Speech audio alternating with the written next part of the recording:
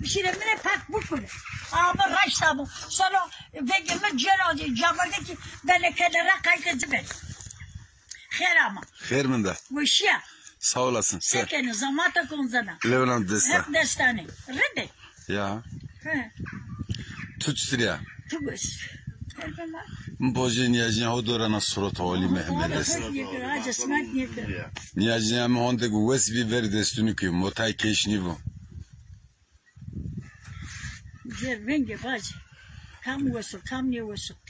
Vallahi her zagna bir veng bivas şu kesnimen do. Ya. Germe omnun de yeni kunu vatim o kenu horo. Senin lokantada fetelini, kovra fetelini, gül sosun kendi top. Ondan sonra ben rast seni Almanya, seni Fransa, seni İstanbul, seni Dilger oha. Kerama. Hermenden yazın.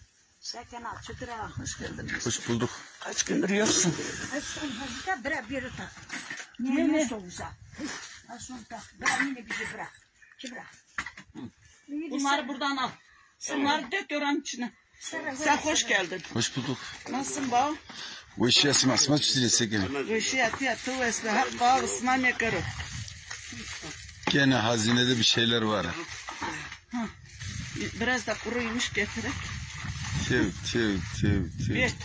Ez niyon ki? Hala burada canım.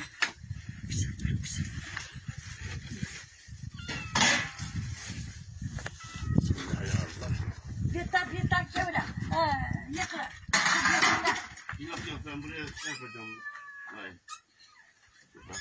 Nika o çıkı tuğana niyona? Ne var? Sa işte tuçina. Maçta ben. Ameliyama bazı şirin sen. Az var çeramın. Çeramın bu çay kısıdı to. Özgürüm. Hele onu kapat boşu. Ben ses aldım, bu ses niye çıkmadı burada?